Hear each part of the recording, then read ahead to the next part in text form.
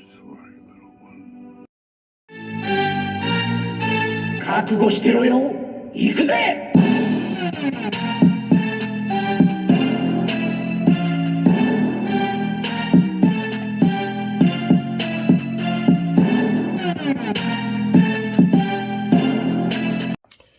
Welcome to Warburg Coo's Reviews. I'm your host, Warburg Coo, and we are doing something a little bit different today. We're going to do our top 10 for the first quarter of 2022.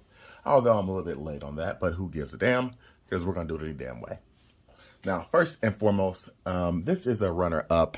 Shredder did not quite make it into the top 10 for me. He was almost there. Surprisingly, quite a few good figures so far this year that I've really liked. So let's get on without further ado. Let's go with number 10. And he hails from the Transformers 86. This is Perceptor. He is my number 10 figure this year so far.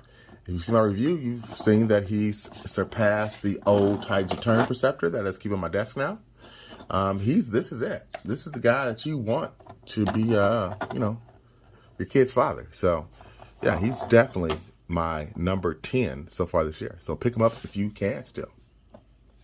Now let's move right along to number 9. Number 9 comes in at a surprise, probably. This is it's an army builder. Now, this is the Scroll army builder from Hasbro. The little mini box. And I did not include the what do you call them? The shield guys, because they just didn't have the good body. Had tons of great accessories, but as far as bodies, they were lacking.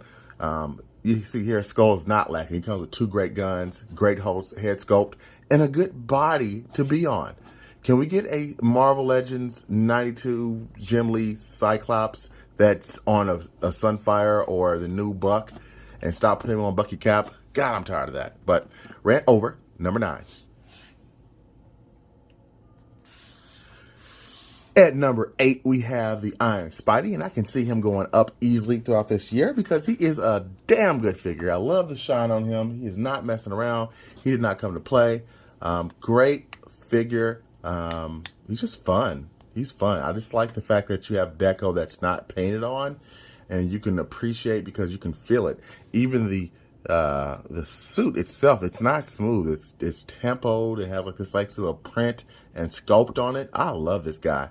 He's definitely gonna go up. He's not gonna stay at this position. At number 7 comes a figure I have not even reviewed. I have not even reviewed this guy. I'm going to, but he's fun. If you see this guy in stores, pick him up. He's as fun as he looks. If this guy does not look fun to you, don't pick him up. But trust me when I say I've had a blast, messing with this guy. Has some nice little eye effects. It's got some contact lenses on here. They're not really contact lenses, but they help you put this little effect on. You take them out, put them in.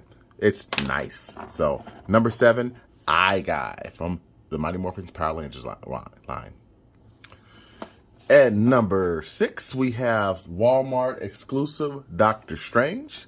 I love this figure. It's very nice. Wish the cape came off, but I understand why. It's just about a perfect figure. Just about. But if they would have colored the lines in here, had the cape removable, and had this a little bit lighter here on this inside, I think you could not have gone wrong with this figure. It's still a great figure. So Doctor Strange is taking us home there. At number 5, we have the G.I. Joe classified Viper, or Alley Viper, excuse me. We already got a Viper, but this is the Alley Viper. He looks pretty sweet. Comes with a shit ton of accessories. Is this removable? Yep. Shit ton of accessories. Shield, this gun. He's got 2 more guns that I have on other people just because. Oh, and this gun. I mean, they accessorize this guy. He's got his own little pouch here on the side.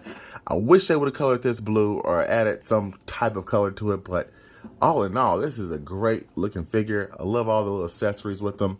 I don't know what it is. I thought this would be my favorite figure of the year, even over the Bat, but for some reason, there's something about the way this one stands. I think it's just got too much shit, which is a good problem, that kind of holds it back just a bit. or I think it's the vest. It makes him kind of weighty to stand. But that's about the only thing I can really say. And, well, the plastic looks a little cheap at some points, but it is what it is. I still love this. Number 5, Alley Viper.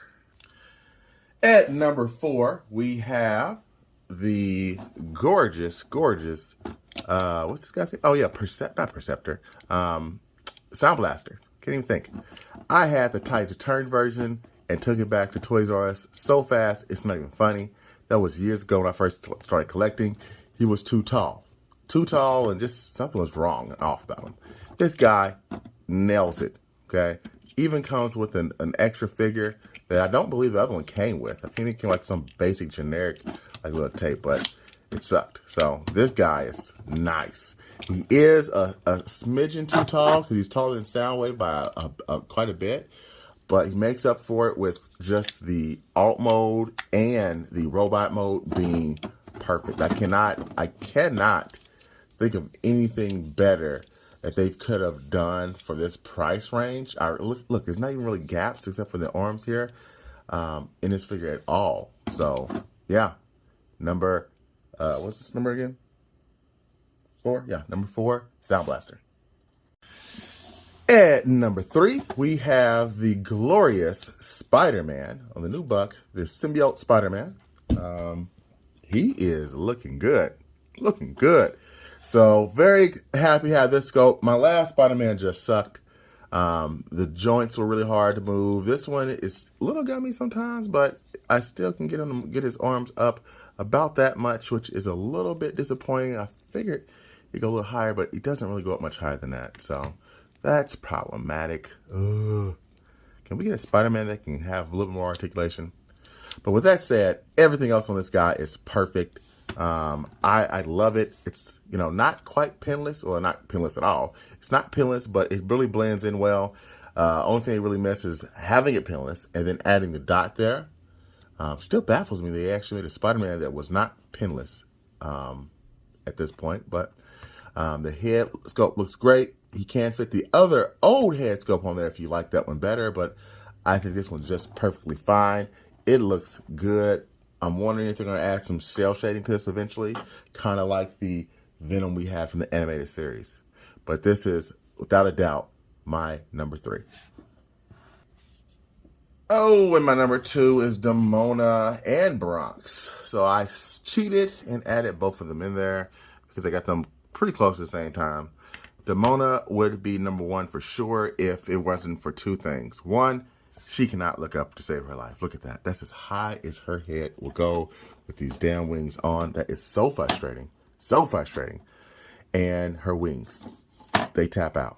So once they figure out this head thing and the wing thing, she would be number 1 for sure. But she's still so good that I have to keep her at number 2.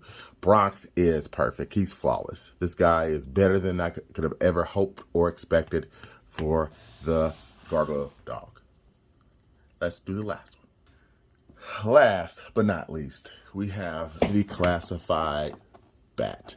I think this is probably their best figure they've ever made. It's just flat out amazing. Everything down to the deco, the paintwork, the alternate head, the alternate hands, the alt guns, the little equipment for the backpack. This thing just has it all. I mean, I love this figure. I should have got one more, maybe 2 more. I got 3. I've got the jungle one coming out, the tiger, not Tiger Patrol, Cobra something.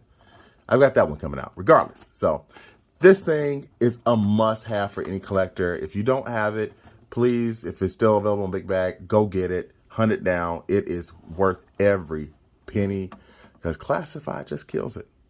So I hope you've enjoyed my picks for my top 10 so far this year, /11. I do expect some of these to be on here by the middle of the year. I'll probably do one in July. But until then, thanks for watching. And remember, class, what's important for you to always do, if someone bothers you, smack the shit out of them.